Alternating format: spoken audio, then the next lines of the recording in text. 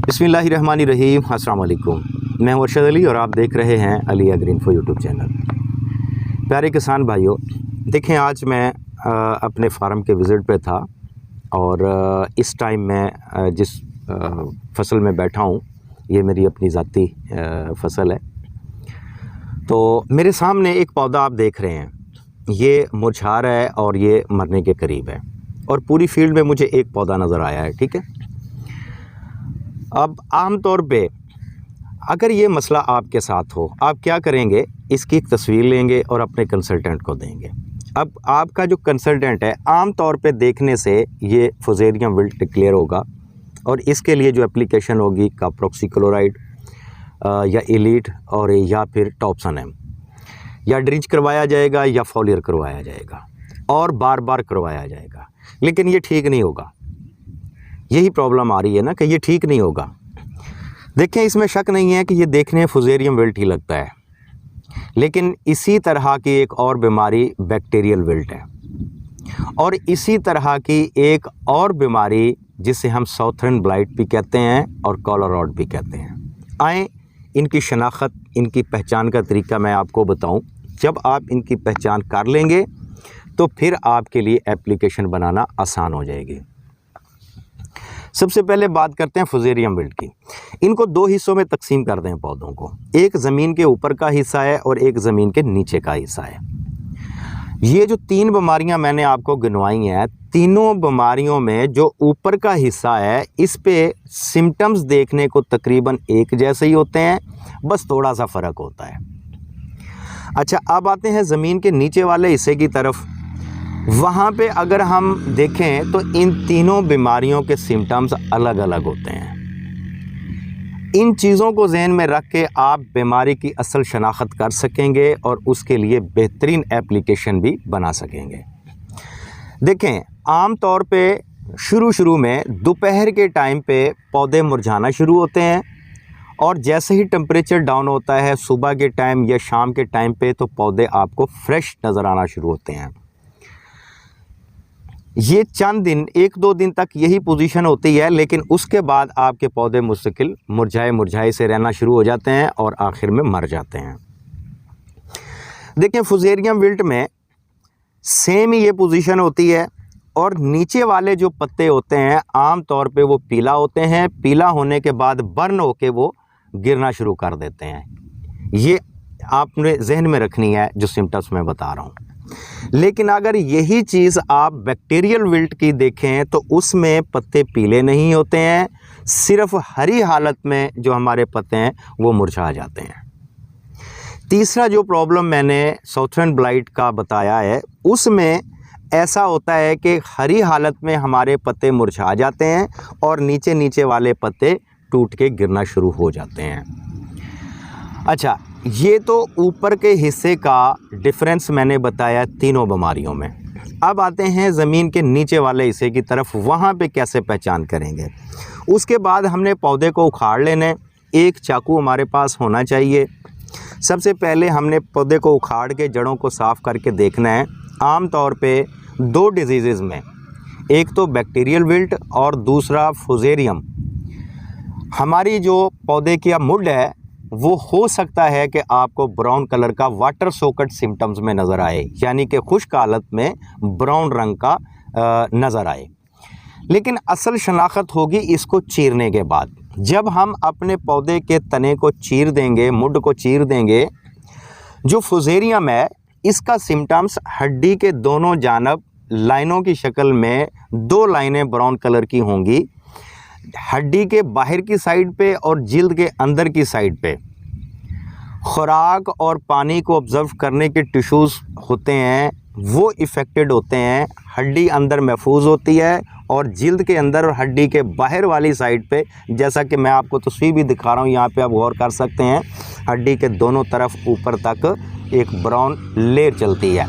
अगर इस तरह का मामला आप देख रहे हैं और ऊपर के हिस्से पे नीचे वाले पत्ते पीले होके बर्न हो जाते हैं और गिर जाते हैं, तो आप कंफर्म कर लें आपके पौधे पे फुजेरियम विल्ट का हमला हो चुका है। और दूसरी बीमारी, जब आप पौधे को चीर के देखेंगे तो इसकी जो दरमियान वाली हड्डी है वो काली पड़ना शुरू हो जाती है, उसके ऊपर ब्राउन या काले धब्बे नज़र आना शुरू हो जाते हैं। बीमारी की शिद्दत में ये हड्डी जो है ना बिल्कुल गली हुई भी फील होती है। अब गली हुई से मतलब ये नहीं है इसमें पानी बहुत ज़्यादा होगा, चिपचिपाहट होगी, ऐसा कोई मसला नहीं है, खुश्क हो जाता है, ठीक है, इस तरह की पोजीशन होती है। और बाज़े टाइम जब बीमारी शिद्दत इख्तियार कर जाती है तो ज़मीन के ऊपर चंद इंच तक तना जो है वो बाहर से काला या ब्राउन दिखना शुरू हो जाता है, और जब उसको आप नाखून से कुरेदेंगे तो वो भी खुश्क हालत में होता है, लेकिन वो ड्राई हो रहा होता है, खुश्क हो रहा होता है।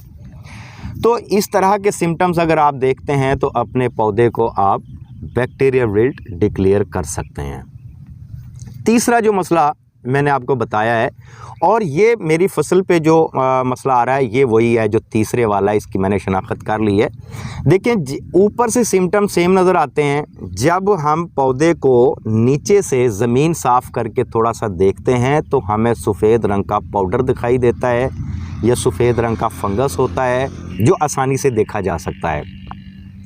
इसको अगर आप जूम करके देखें तो इसमें आपको सेक्लोरोटिया भी नज़र आ जाते हैं, या इनको आप फंगस के स्पोर्स कह सकते हैं। ये एक फंगल डिज़ीज़ है और सेक्लोरोशियम फंगस इसकी वजह होती है, ये फंगल डिज़ीज़ है। अच्छा, ये शनाख्त है आम तौर पे साउथर्न ब्लाइट की, या आप कॉलर रॉट कह सकते हैं। ये डिजीज़ आम तौर पे 33 टेम्परेचर के बाद ज़मीन का टेम्परेचर ज़्यादा बढ़ जाता है तो ये बीमारियां आम देखने को मिलती हैं। देखिए सबसे बेहतरीन इलाज आप जब सीडलिंग करते हैं, पनीरी इसकी काश्त करते हैं, उस वक्त से लेके एंड तक इसकी ट्राइकोडर्मा के साथ ट्रीट रखें तो ये बीमारियां आती ही नहीं हैं।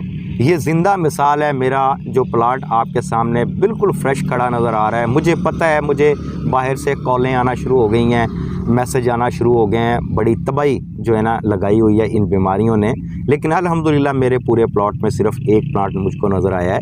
इतना सा मामला देखने को आ सकता है। तो अगर आप ट्राइकोडर्मा रेगुलर यूज़ करते हैं तो इस तरह के मामला देखने को नहीं मिलते हैं।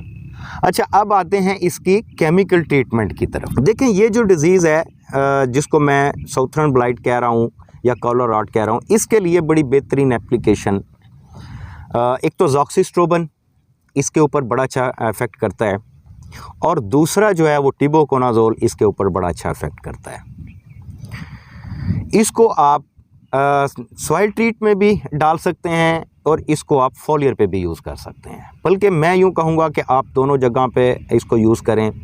एक आप फॉलियर में दें और एक आप ट्रिंच में दें। कम अज़ कम जो इफ़ेक्टेड पौधे हैं उनको तो लाजमी दें। अच्छा, बाकी जो ट्रीटमेंट है फुजेरियम की और उसके अलावा बैक्टीरियल विल्ट की, देखें इसके लिए 3 प्रोडक्ट आपको चूज़ करने पड़ेंगे। इसमें एक तो इंसेक्टिसाइड आपको यूज़ करना चाहिए जिसमें फिप्रोनिल शामिल कर लें आप 5% वाला। इसके साथ में कोई एक बैक्टीरिसाइड जैसा कि कोसाइड है और टेट्रामाइसिन है, Z1 है। लेकिन Z1 को मैं तरजीह इसलिए देता हूँ कि Z1 बैक्टीरिसाइडल प्रोडक्ट है, ये डायरेक्ट बैक्टीरिया को किल करता है। तो इनके साथ में तीसरा प्रोडक्ट आपने यूज़ करना है कोई भी फंजीसाइड, जिनमें आप टिबोकोनाज़ोल और अज़ॉक्सिस्ट्रोबिन का मिक्सचर ले सकते हैं। ये तीनों प्रोडक्ट जो मैंने आपको बताए हैं, अगर आप इनको मिला के स्प्रे ड्रिंच में डालते हैं तो कंफर्म आपकी जो फसल है वो बेहतरी की तरफ आ जाएगी और बड़ी जल्दी रिकवर होना शुरू हो जाएगी। अच्छा, यही दवाइयाँ जिस तरह ज़ॉक्सिस्ट्रोबिन टिबोकोनाज़ोल है, एक दफ़ा इसका स्प्रे कर दिया, एक दफ़ा Z1 और साथ में फिप्रोनिल मिला के स्प्रे कर दिया, मतलब यही आपने एक दफ़ा फॉलियर का रिपीट करना है और यही आपने एक दफ़ा ड्रिंच में डालना है। ज़रूरत पेश आने पर आप रिपीट कर सकते हैं यही प्रोडक्ट।